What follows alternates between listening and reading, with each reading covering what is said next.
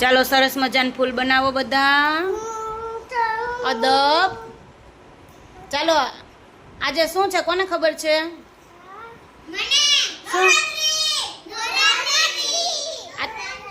આજથી નવરાત્રીની શરૂઆત થઈ ને? પછી આપણે 9 દિવસ ગરબા રમશું ને બધા. આજે પ્રથમ નોરતું એટલે કે પહેલું નોરતું છે.